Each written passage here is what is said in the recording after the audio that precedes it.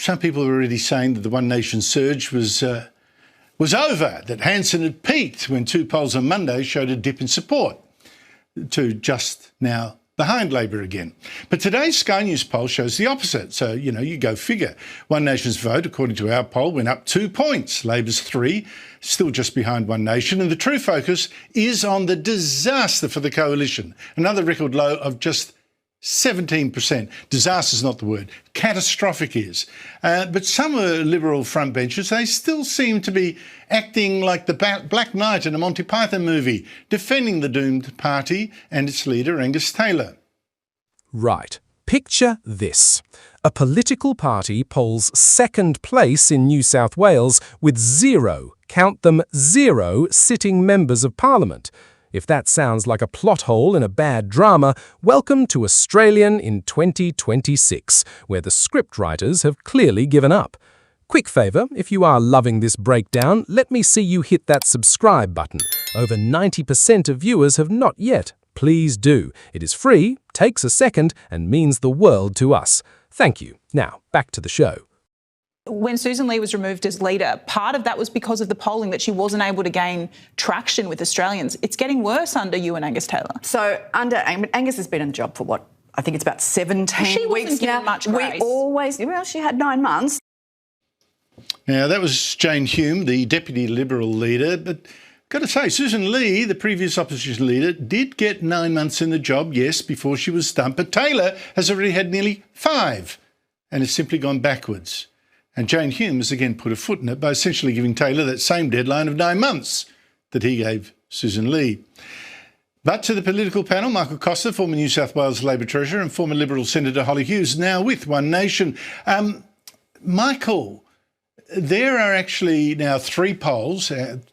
There's another one come out. 3 polls showing the vote for One Nation dipped since Hanson's press club speech. Ours are now saying it lifted. But whatever, every poll says the coalition vote has never been so low. Is there anything that can save the party? Just hard work, Andrew. I think they've got no choice but to stick with the current leader. If they don't, I think the disaster that is about to come on all of the centre-right parties will be even worse. Look, I predict that if Victorian Labor wins, and, who would have ever thought that they would win, and New South Wales Labor wins, Anthony Albanese will go to an early election sometime next year. And based on the current polling, he's going to win with a landslide again. He might lose a couple of seats, but he will have a massive majority. There is nobody in the Liberal Party that you can change to that's going to change that. So they need to get back to the basics and just do the hard grunt and accept that they're in real difficulties.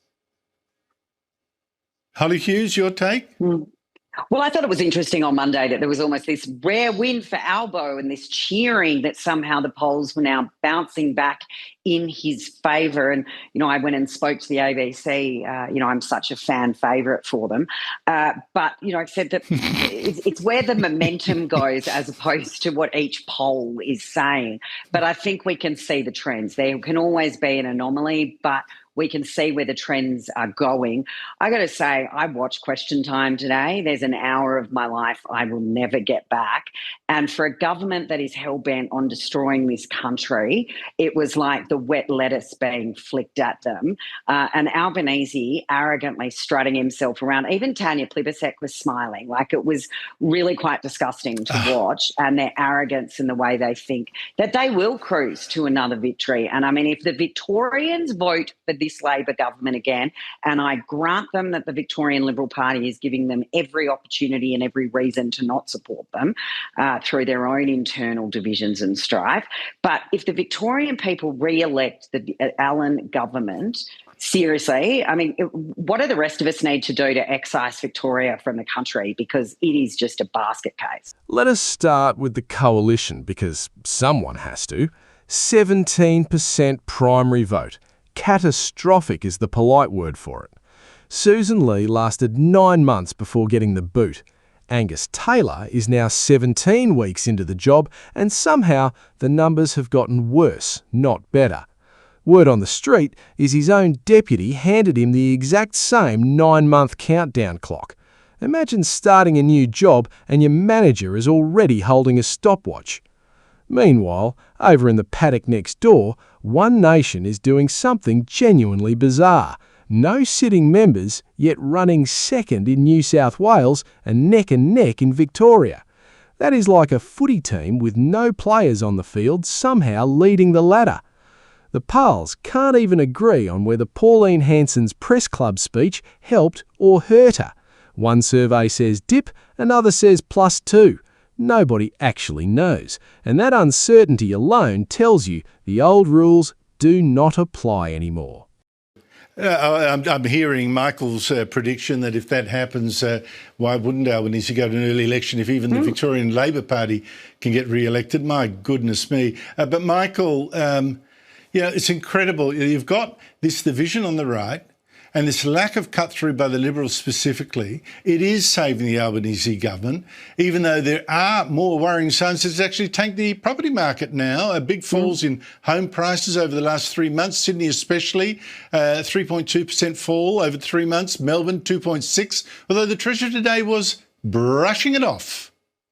Housing is a long-term investment, so people shouldn't get too carried away by weekly or monthly movements in house prices. The Treasury assumption in the budget is that house prices will continue to grow, but a bit more slowly.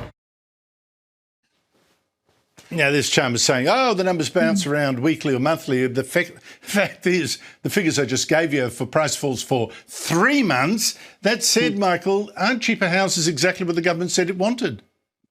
Well, again, Baghdad Bob Chalmers is out there spinning it the way he wants to spin it. But look, Albo said earlier in the week that it was a good thing that prices were coming off. And that's what the budget was designed for, even though his own budget papers said that you would see a moderate decline over a decade.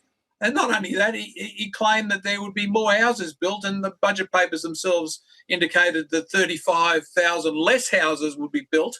And Andrew, I think the key focus ought to be on the rental market. That's the real challenge here. These fools predicted a $1 to $2 increase in rents based on all of that data that we're seeing, and rental vacancy rates at around 1%. And remember, a balance is about 3%. We're going to see rents go through the roof as a result of this. And so the very people that they claim they're trying to help are going to be worse off. So look, it's all spin and slogans, as you know. But the tragedy is somebody should be arguing it, and nobody's arguing it. And I'll say again about One Nation, the reality is that this won't be one on culture wars. It'll be one on the economics. And we've got a good case, if you're in opposition, to run on the economics. Well, one economics there, Holly, is negative equity. I mean, here's the government with a scheme. It's really good at Band-Aids that people think, the government's trying, that actually backfire. It's got a scheme to help people buy a house with just a 5% deposit. How much longer will these price falls, though, before many of those who took advantage of that are left owing more than their home is worth? Well, that's the reality, is that these people are almost already sitting in negative equity when it comes to the houses that they've bought. The arrogance of Chalmers, my blood was just boiling listening to him blow that off.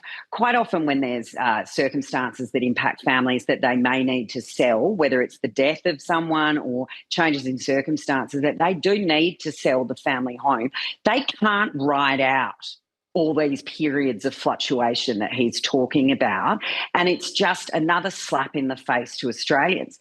But as I said on Monday on the ABC, and I'll say it again now, if Albanese is so confident, he needs to man up and provide One Nation with appropriate staffing levels, because he is being a petty little man that we know he is, by limiting the resources. The Greens, for God's sake, have more resources than One Nation.